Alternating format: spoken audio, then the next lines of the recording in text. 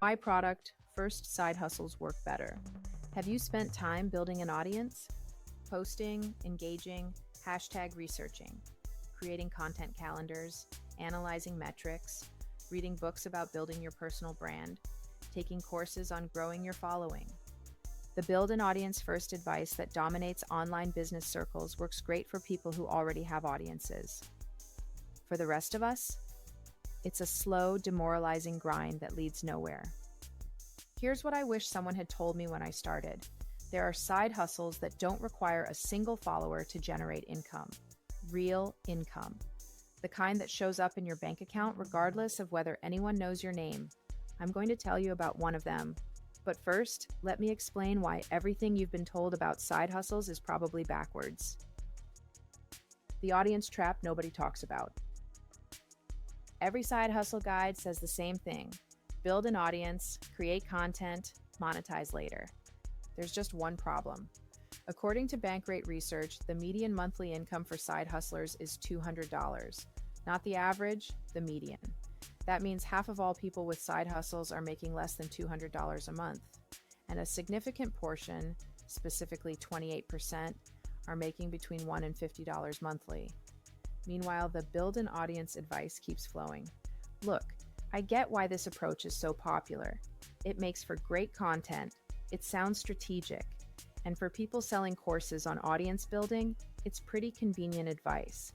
But here's what the gurus don't mention. Building an audience from scratch with no existing platform or connections typically takes years. And during those years, you're working for free while hoping that someday the followers will translate into dollars. For most people, they don't. The folks who do make this work often had some advantage going in.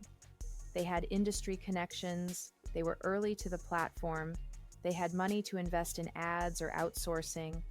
Something gave them a head start that they conveniently forget to mention in their success stories. So what's the alternative? Why product first beats audience first? Instead of building an audience and then figuring out what to sell them, what if you created something people are already searching for and buying? This sounds obvious when you say it out loud, but it runs completely counter to the dominant advice in online business spaces. The product-first approach works because of one simple fact. Some markets have built-in demand. People are actively searching for and purchasing certain products regardless of who made them. The print-on-demand market is one such space. According to industry research, the global print-on-demand market was valued at around $10 billion in 2024 and is projected to grow at roughly 25% annually over the next decade. That's not a small niche. That's a massive market with room for new sellers. Within POD, there's a category that doesn't get nearly as much attention as t-shirts: wall art. The global wall art market was valued at over $60 billion in 2024 and is growing steadily. Fortune Business Insights projects it will nearly double by 2032. Residential buyers account for over 70% of purchases, and demand for affordable, unique pieces keeps rising. People need stuff to put on their walls. Homeowners, renters, offices, restaurants, they're searching for it right now, and they don't particularly care whether the creator has 10,000 Instagram followers or 10. The math that actually works. Let me break down why this is different from the typical side hustle grind. And When you're building an audience, here's your equation. Create free content. Hope people see it, hope they follow, hope they stay engaged. Eventually try to sell something, hope they buy. That's a lot of hoping. And each step has a significant drop-off rate. When you're selling products in a marketplace with existing demand, the equation looks different. Create product. List in marketplace where buyers already shop. Buyer searches for what you made. They purchase. The buyer doesn't need to know you exist beforehand. They're not following you. They're searching for abstract wall art for living room, or minimalist ocean print, or whatever matches their interior. If your product shows up and looks good, they buy. This is why the 24% 3-year survival rate for print-on-demand businesses, according to Podbase, is actually pretty reasonable compared to online businesses generally. When 90% of online businesses reportedly fail within the first 120 days, A nearly 1 in 4 survival rate after 3 years starts looking pretty solid. But wait, I can't create art. Here's where it gets interesting. You don't need to be an artist. Not anymore. AI image generation tools have completely changed what's possible for people without traditional art skills. You can describe what you want, maybe a serene forest scene at sunset, or an abstract geometric pattern in teal and gold, and get a unique image in seconds. I know what you might be thinking. Isn't AI art low quality? Won't everything look the same?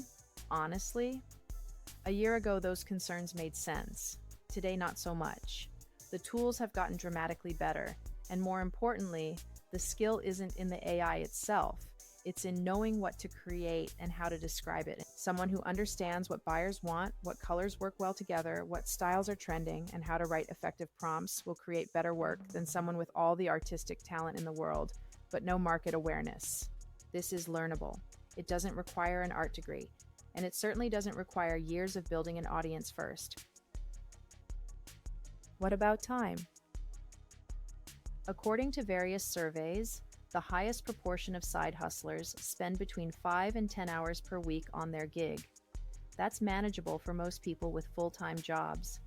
With AI-assisted wall art, you can realistically research trending styles an hour or two per week, generate and refine designs a few hours, create listings with good descriptions an hour per design. After the initial learning curve, many people find they can create several new pieces per week in just a few hours of focused work. Not 20 hours, not every evening and weekend, a few hours. Compare that to content creation for audience building, where you're typically posting daily across multiple platforms, responding to comments, engaging with other accounts, and spending hours per day on activities that may never directly generate income. The objections and why they don't hold up. Let me address some things you might be thinking. The market is probably saturated. In t-shirts? Yes, brutally so. But wall art through print on demand is still relatively underexplored. The market research shows home decor is the fastest growing POD segment, with projections showing around 27 to 28% annual growth through 2030. Apparel has the most competition precisely because that's where everyone goes first. I'd need expensive tools. Many AI image generators have free tiers or very affordable subscriptions. You don't need professional design software. You don't need to buy inventory. The print-on-demand model means you pay production costs only when something sells. I'm not tech savvy. If you can type a description of what you want, you can use AI image tools. The interfaces are designed for regular people, not programmers. If you can write an email, you can create prompts. It sounds too easy. What's the catch?